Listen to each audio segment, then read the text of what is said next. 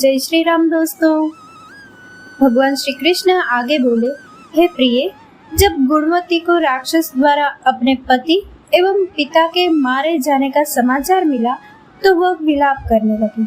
हा नाथ, हा पिता, मुझको त्याग कर तुम कहाँ चले गए? मैं अकेली स्त्री, तुम्हारे बिना अब क्या करूं? अब मेरे भोजन, वस्त्र आदि की व्यवस्था कौन करेगा? घर में प्रेम पूर्वक मेरा पालन पोषण कौन करेगा? मैं कुछ भी नहीं कर सकती। मुझ विधवा की कौन रक्षा करेगा? मैं कहाँ जाऊं? मेरे पास तो अब कोई ठिकाना भी नहीं रहा। इस प्रकार विलाप करते हुए गुणवती चक्कर खाकर धरती पर गिर पड़ी और बेहोश हो गई।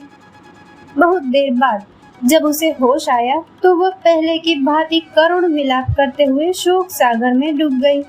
कुछ समय के पश्चात जब वह संभली तो उसे ध्यान आया कि पिता और पति की मृत्यु के बाद मुझे उनकी क्रिया करनी चाहिए जिससे उनकी गति हो सके। इसलिए उसने अपने घर का सारा सामान बेच दिया और उससे प्राप्त धन से उसने अपने पिता एवं पति का श्राद्ध आदि कर्म किया।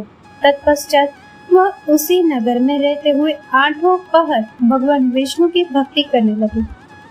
उसने मृत्यु पर्यंत तक नियम पूर्वक सभी एकादशियों का व्रत और कार्तिक महीने में उपवास एवं व्रत किए।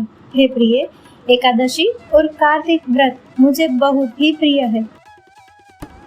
इनसे मुक्ति, भुक्ति, पुत्र तथा संपत्ति प्राप्त होती है। कार्तिक मास में जब तुला राशि पर सूर्य आता है तब ब्रह्म मुहूर्त में उठकर स्नान करने व व्रत व उपवास करने वाले मनुष्य मुझे बहुत प्रिय है, क्योंकि यदि उन्होंने पाप भी किए हो तो भी स्नान व व्रत के प्रभाव से उन्हें मोक्ष प्राप्त हो जाता है। कार्तिक में स्नान, जागरण, दीपदान तथा तुलसी के पौधे की रक्षा करने वाले मनुष्य साक्षात भगवान विष्णु के समान है। कार्तिक मास में मंदिर में झाड़ू लगाने वाले, स्वस्तिक बनाने वाले तथा भगवान विष्णु की पूजा करने वाले मनुष्य जन्म मरण के चक्कर से छुटकारा पा जाते हैं। यह सुनकर गुणवती भी प्रति वर्ष श्रद्धा पूर्वक कार्तिक का व्रत और भगवान विष्णु की पूजा करने लगी। हे प्रिय, एक बार उसे ज्वर हो गया और वह बहुत कमजोर भी हो गई। फिर भी वह किसी प्रकार गंगा स्नान के लिए चली गई। गंगा तक तो वह पहुंच गई, परंतु शीत के कारण वह बुरी तरह से कांप रही थी। इस कारण वह शिथिल हो गई। तब मेरे दूत उसे मेरे धाम में ले आए। तत्पश्चात ब्रह्मा आदि देवताओं की प्रार्थना पर जब मैंने कृष्ण का अवतार लिया तो मेरे गण भी मेरे साथ इस पृथ्वी पर आए, जो इस समय यादव है। तुम्हारे पिता पूर्व जन्म में देव शर्मा थे तो इस समय सत्राजित है। पूर्व जन्म में चंद्र शर्मा जो तुम्हारा पति था वह डाकू है, और हे देवी, तुम ही वह गुणवती है। कार्तिक व्रत के प्रभाव के कारण ही तुम मेरी अर्धांगिनी हुई है।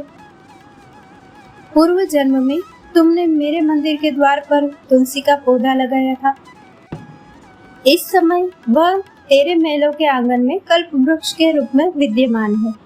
उस जन्म में जो तुमने दीपदान किया था उसी कारण तुम्हारी देह इतनी सुंदर है और तुम्हारे घर में साक्षात लक्ष्मी का वास है। चूंकि तुमने पूर्व जन्म में अपने सभी व्रतों का फल पति स्वरूप विष्णु को अर्पित किया था, उसी के प्रभाव से इस जन्म में तुम मेरी प्रिय पत्नी हुई हो। पूर्व जन्म में तुमने नियम पूर्वक जो कार्तिक मास का व्रत किया था उसी के कारण मेरा और तुम्हारा कभी वियोग नहीं होगा। इस प्रकार कार्तिक मास में व्रत आदि करने वाले मनुष्य मुझे तुम्हारे समान प्रिय है। दूसरे जप तप, यज्ञ, दान आदि करने से प्राप्त फल कार्तिक मास में किए गए व्रत के फल से बहुत थोड़ा होता है, अर्थात कार्तिक मास के व्रतों का 16वां भाग भी नहीं होता है। इस प्रकार सत्यभामा भगवान श्री कृष्ण के मुख से अपने पूर्व जन्म के पुण्य का प्रभाव सुनकर बहुत प्रसन्न हुई। यहाँ पर कार्तिक महात्म्य के 2य अध्याय की कथा पूर्ण हुई।